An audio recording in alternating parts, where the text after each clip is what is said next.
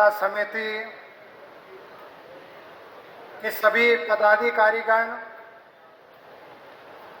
और विशेष करके मैं चूंकि जौनसार बावर से हूं और जहां पर पवित्र शिलालेख कालसी में बना है, मैं उसी क्षेत्र का मूल निवासी हूं और हर वर्ष आपके इस कार्यक्रम में मुझे आने का सौभाग्य, और इस बार चक्राता से भी बहुत बड़ी तादाद में लोग वहां पर पहुंचे थे और भगवान गौतम बुद्ध का जो शिलालेख है वहां पर परिक्रमा की गई।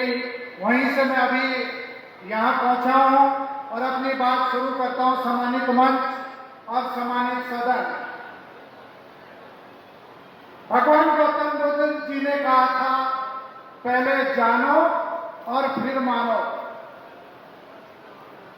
और इस देश के अंदर आप सब विद्वान लोग हैं, चाहे मंच है चाहे सदन है, भगवान गौतम बुद्ध सिद्धार्थ के नाम से जाने जाते थे और राजा के बेटे थे। और जब उनको 3 चीजों से दूर रखा गया था उनके पिताजी ने, एक, उनको गरीब आदमी नहीं दिखना चाहिए, और दूसरा बूढ़ा व्यक्ति, और तीसरी जो शव यात्रा है, जो मरा हुआ व्यक्ति, वो नहीं दिखना चाहिए। जब सिद्धार्थ राजपाट सौंपना था तो उस दौरान राजा ने उनको, अपनी प्रजा को कहा कि उनको जाइए, उनके मनपसंद के कपड़े खरीदिए। और उनको लेकर जब बाजार लेके जा रहे थे तो रास्ते में एक बहुत गरीब आदमी मजदूर मिला। तो सिद्धार्थ ने अपना काफिला रोका और पूछा, ये कौन है? तो उनकी जो सलाहकार थे राजा के, उन्होंने कहा, ये हमारे आप जैसा व्यक्ति है, तो इसकी ये हालत क्यों है, ये फटे पुराने कपड़े क्यों हैं? तो वो जवाब नहीं दे पाए।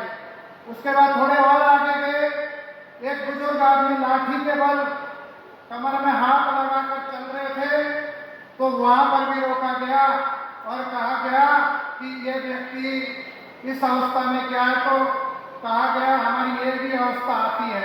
उसके अंतिम जब रास्ते में पहुंचे तो एक शव यात्रा जा रही थी, तो उन्होंने शव यात्रा पर नीचे बिठाया और पूरा पूछा, ये क्या है, सारी चीजें जानकारी दी। और आप सब विद्वान लोगों को पता है, जब वो वापस आते हैं दूसरे दिन उनको राजपाट सौंपना था, तो उस राजपाट में उन्होंने उसी दिन संन्यास लिया और पूरे देश दुनिया में घूमने का काम किया। और तब जाकर सिद्धार्थ गौतम बुद्ध भगवान बने। अभी हमारी सैनी बहन ने कहा, आप लोगों ने फूले फिल्म कितने लोगों ने देखी? अगर नहीं देखी तो देख लीजिए। सावित्री बाई फुले और उनके पति फुले साहब ने जो फिल्म, तो अब उनके ऊपर कितना कीचड़ फेंका गया। जब वो महिला पढ़ाने जाती थी तो उनको फुले साहब ने कहा, एक साड़ी और लेके जाना, ये जब आपके ऊपर गोबर फेंका जाएगा तो बच्चों को पढ़ाने के लिए दूसरी साड़ी पहनना। ये आज पिक्चर है, इसको देखनी पड़ेगी। और हम लोगों को, सबको, जितने भी इस देश के अंदर सभी मूल निवासी और सारे समाज के लोग जो सताए हुए वंचित समाज के लोगों को भगवान गौतम बुद्ध के रास्ते पर चलना पड़ेगा। इन्हीं सब बातों के साथ आप सबको नमो बुद्धाय।